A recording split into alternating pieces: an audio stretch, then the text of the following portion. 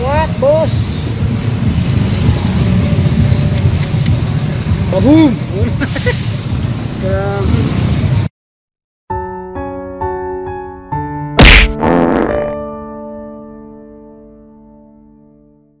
What's up mga kasipa?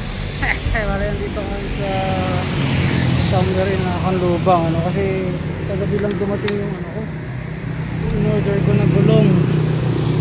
Medyo na pending ata sa LBC tingnan yung gulong ko ngayon. So yan, may gewang-gewang na siya.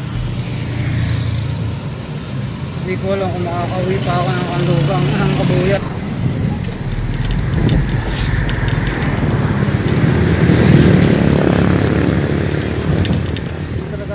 Vlog na ganitong isang kamay. Kahit maaari vlog ko nasa bahay lang, kaya lang napigitan lang ako. Nakikita ko kung makakauwi ako ng mga ayos dito sa kalagayan ng gulong ko. Hirap po, matagtag nga po, isang kamay pa. Unsafe kasi na ganito, kaya kahit maaari ako ng ganitong vlog cellphone lang itong gamit ko. Ito yung smart yung sports camera ko. Kahit i-mount ko lang ko saan yun, dalawa pa rin yung nasa handlebar ko. Kapag-jack ko dito kasi galing ako sa panggabi dinaanan lang ako at meron akong sideline ako may konting pinagkakitaan tayo kung dali. Tapos kagabi lang kasi dumating yung gulong kaya medyo sinaga ako na para ito pag-uwi ko ngayon may pakabit ko na. And nag-recommend nga pala yung ating mekaniko na pwede raw siyang i-tubeless kasi lapat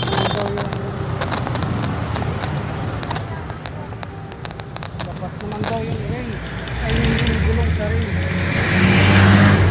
Try namin mamaya kung pwede nga i-convert sa tubeless to maxi short form kaya naman ako ng gamit sealant at saka duct tape ang recommended ko na dito. So yun, mamaya papakabit ko na to, makakauwi ako ng mga SKR at di ako magtutula ka na magabay muna, talagang hirap mag-vlog sa ganito. Ayoko nang napaka-unsafe.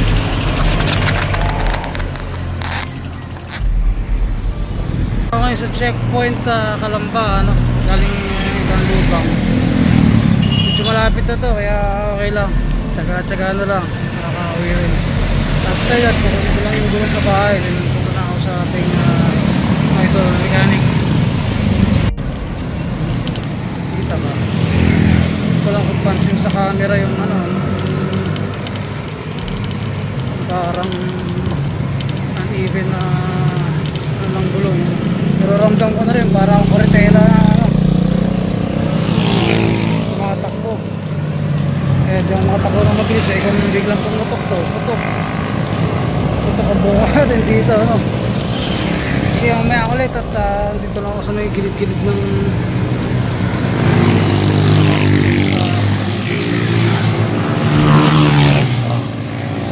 mga sakyan dito.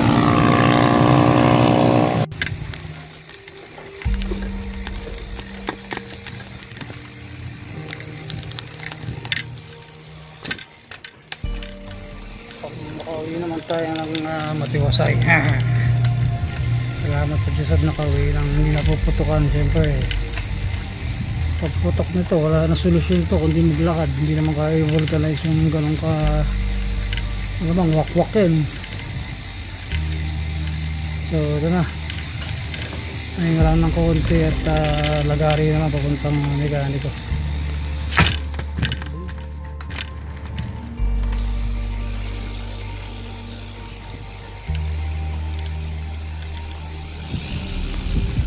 Hindi para sa akin ng maxi storage nakadalawa na ako, pangalawa na to yung una biglang pumutok yung side wall, pangalawa itong parang sa side din ng konti din to so siguro sa bigat ko tsaka sa daily use parang hindi ko siya, although 1.5 year naman itong pangalawa, yung isa hindi ko lang ilang buwan inaabot yun.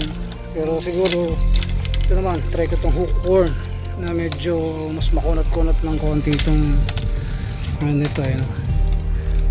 Try natin gaano katagal to. Pero sari ko yung likod ko na kulong hookworm na to eh. Bumili ako ngayon ng dalawa, reserva yung isa. Ilang gastos papakabit ko ngayon yung isa, papalipat ko yung sa likod, lalagay ko sa harap, din yung bago lalagay ko sa likod. So mamaya ulit. Ang kagabi, dalawa meron tayong reservang isa. Ayan, mamaya balik ko ito ngayon dun sa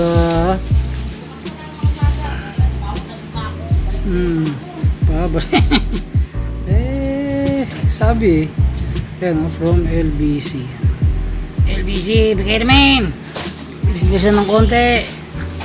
Pero ayos naman, nakarating naman ng maayos eh. Ito siya si 29 by 2.5 maximum 65 PSI hookworm.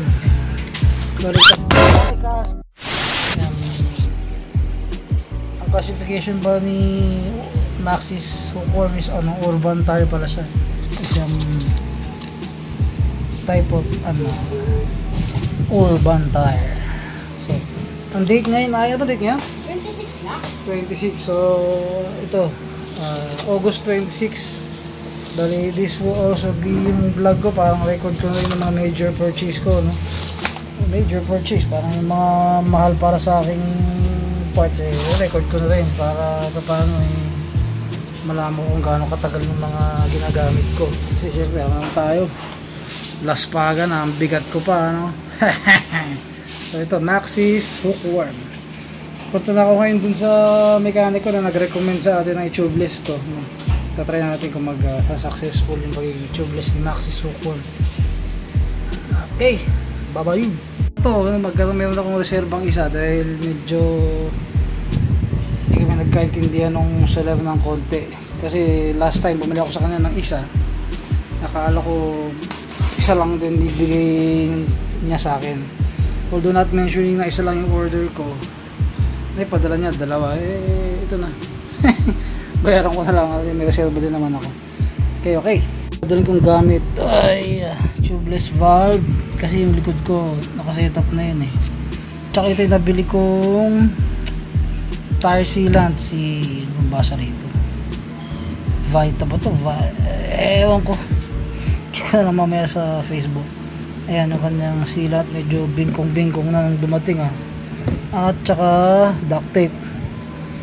Ito yung mga kailangan mamaya. So tignan natin kung magiging successful yung ating dalawang tubeless setup for a non-tubeless tire and rims. Tignan natin. Saan pupunta yun? Nako, schedule ka na ba lumabas? Hintay mo si Juba. Ayun si Juba uwi na. Palit na kayo. Uwi na doon. Magwawala na siya. Uwi na. Uwi na doon. Uwi na doon. Yung tropa mo lalabas. Uwi na doon. Uwi na. Ay, nako. Bala ka dyan. Is na ako. Gusto mo lumabas? Wait lang. Ay, mga agat pa ng paka to. Ating agahan. Halos din ako pulang sandali. Diretso na. Ito yung ating tire. Kasi anong oras na ba? 7:41. Alas 8. Pag medyo nagpalit tayo dun, haba naman ang pila dun. So ito na. Doon na lang ulit tayo sa shop magkita.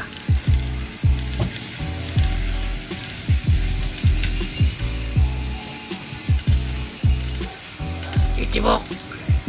Dalawa na pala yung bukol. Isa, dalawa.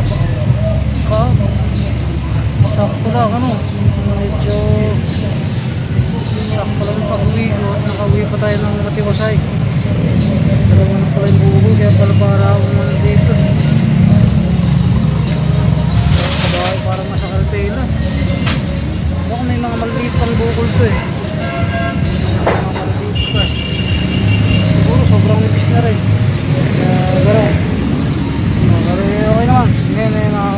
na tayo. Ay. Sakto, walang kasi nandito na ako sa shop. Biglang pumutok na parang baril. Ayan.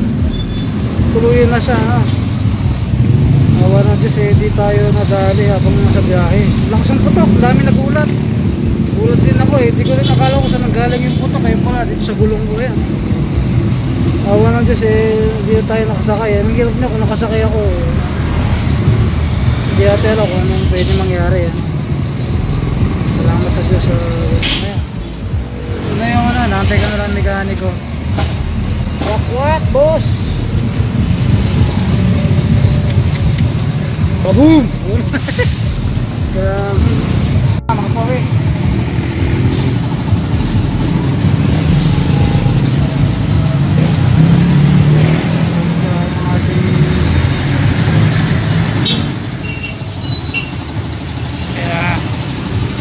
Pinalipat ko na rin yung gulong sa likod.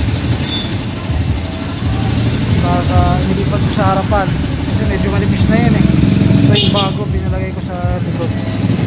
Tayo ng ilang procedures kung paano yung ginagawa sa conversion.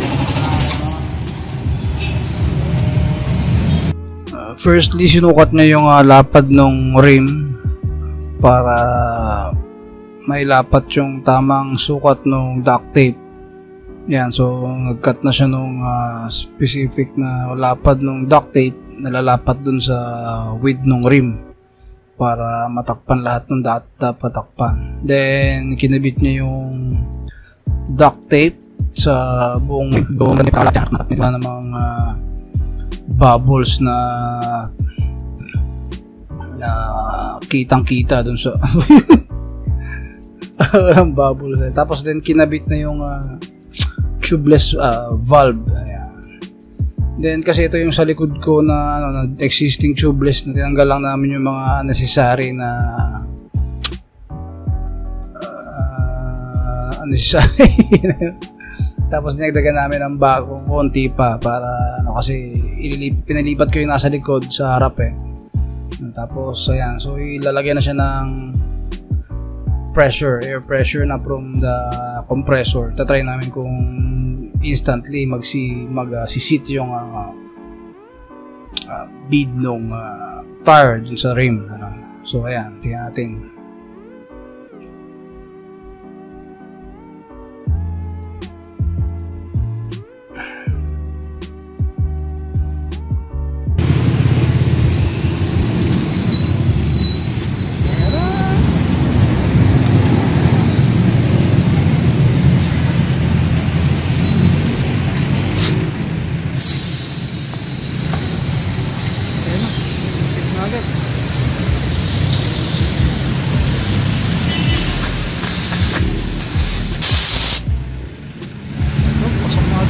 Bilis.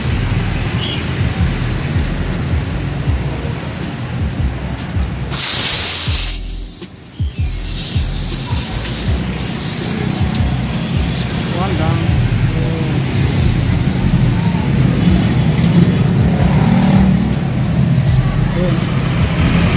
Agad.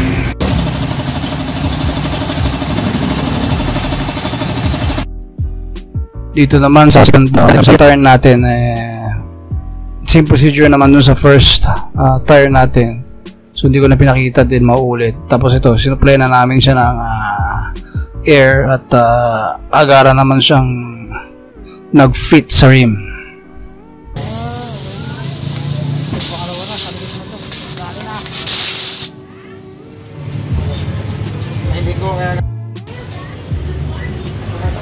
Pulang operasyon ng ating bike.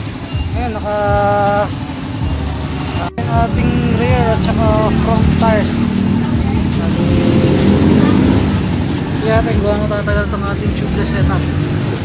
Date ngayon ay 25 August. Ito ba kayo? 25? 26? 25 ang date ngayon? Date 26? August 26 ngayon. On this day, start natin yung record ng tatagal ng ating tubeless setup.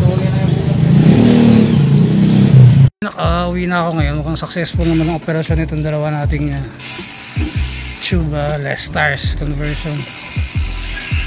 Bali, balitaan ko na lang ulit kayo kung ano mangyayari sa mga susunod na. Pero sa ngayon nakasit naman lahat ng beads. Okay, that will be all for now ha, kasi next time may bike check ko na itong bike ko kasi hindi ko may bike check kasi iba-iba pa yung mga parts eh. Naisip ko pa kaunti para medyo maganda ang presentation.